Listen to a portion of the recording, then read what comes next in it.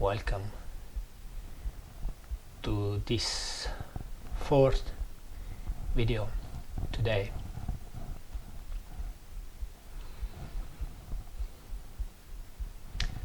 I was washing the dishes yesterday after the video speaking about spiritual minimalism. the idea of peeling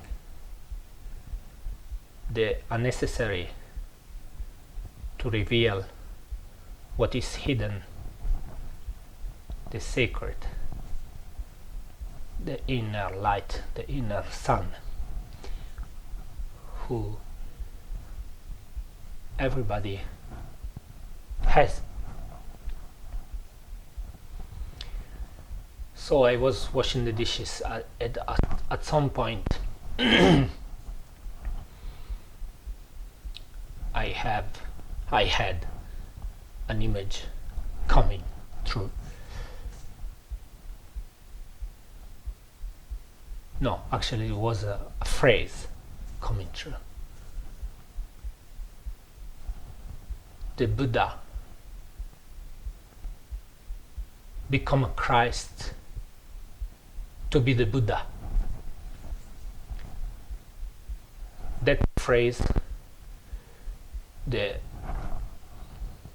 struck me during the dishes cleaning. So I start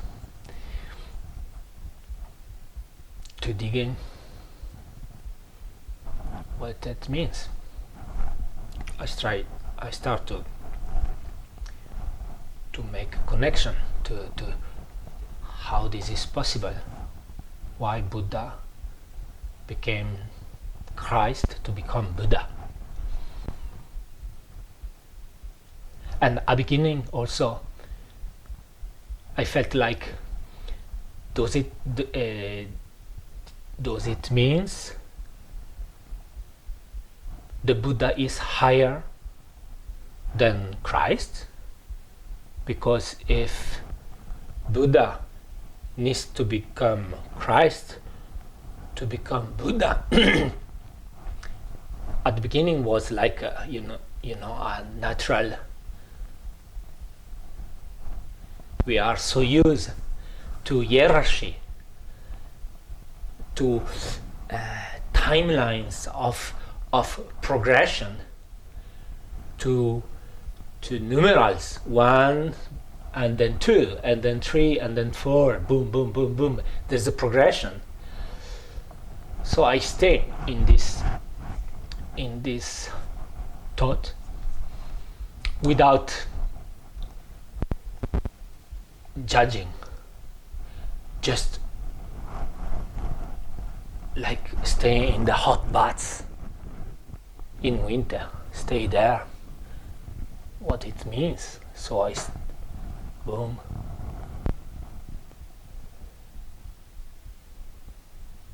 and then little by little I realized that Buddha, the student, the practitioner, diligent, who live all his material world to practice, even by fasting the limit of death. This practitioner go through one more step, the Christ stage, if you can say that. I don't speak about the Christ figure, historical figure. It's like a Christ frequency. It's like a Christ stage where the Christ love, Christ die, accept his fate, accept to die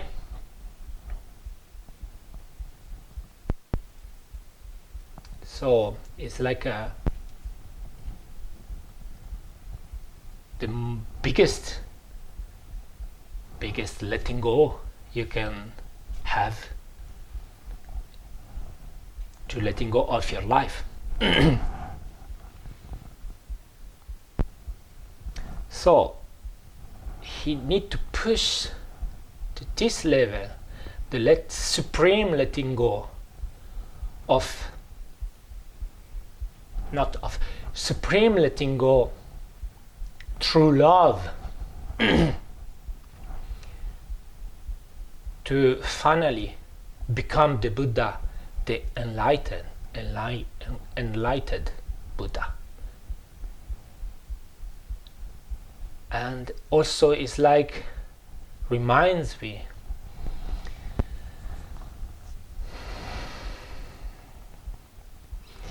the metaphor of the phoenix.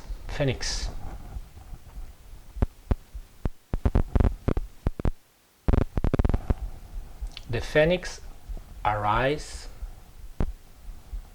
after everything is burned to ash, after everything is not anymore.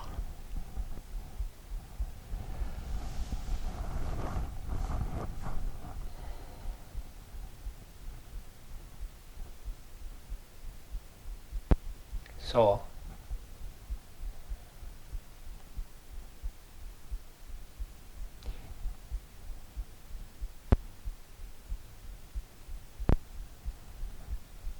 is a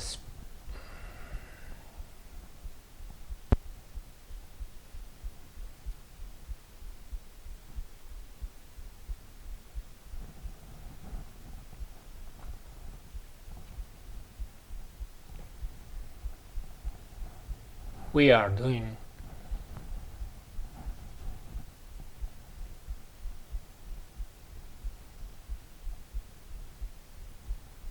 something similar, I suppose. We are the student, and we try harder to learn, to push, to go fast, to be strong. And then at some point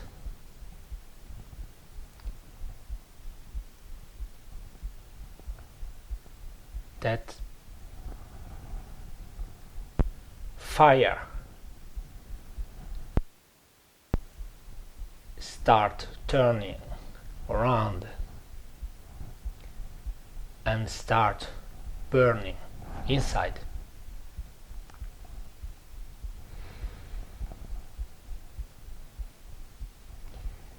And that's when the pain, the suffering, and maybe the hermit period start. Try to cope with pain, suffering, this fire burning.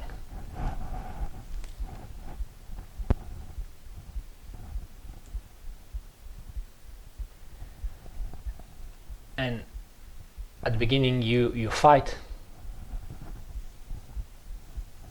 you reject the fire because it's painful.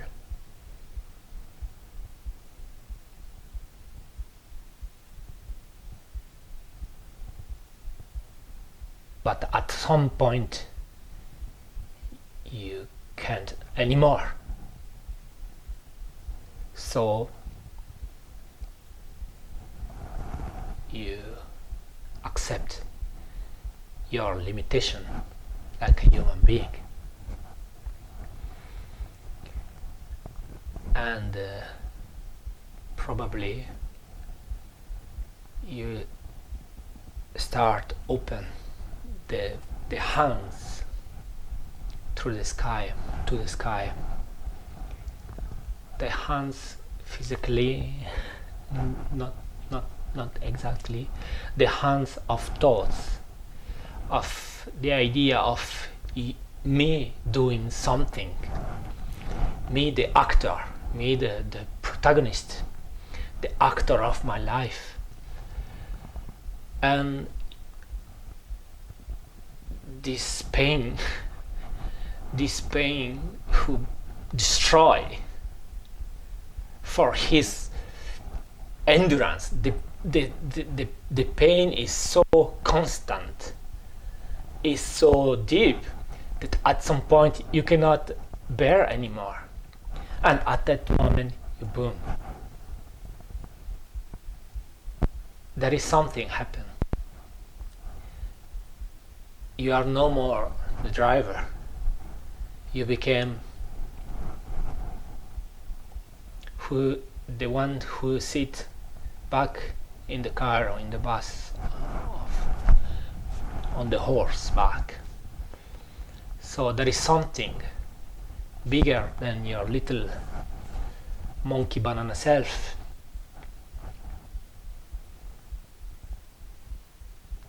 Something is already there.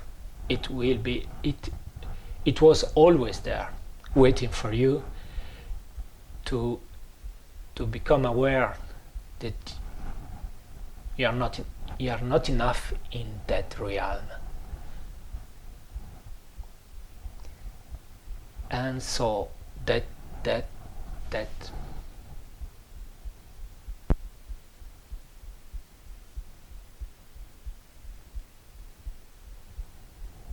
I think it's God in some way. Sorry. I think it's God, sincerely. I use the word God, but who knows? We can use life energy, the cosmos, or I think you can put a word on this feeling for yourself. So let's use the word God for now. So I think God takes the steering wheel, and so you realize that you can enjoy the ride, looking outside the window.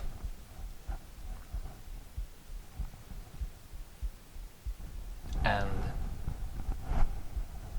there is no more stress to perform, no more anxieties to attain, no more goal to be achieved. You just enjoy the ride, whatever the ride is, because this is the richness of our life, the experience of life, when we don't try to dominate the game with our big ego, and we start accepting the flow. Who is there? The natural flow. Who is there because you can feel it.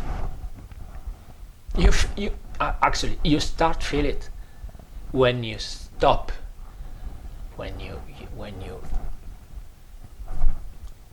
sit back. If you still grab the handle, you can't feel nothing. The moment you drop away the handle, steering wheels, you can feel the flow.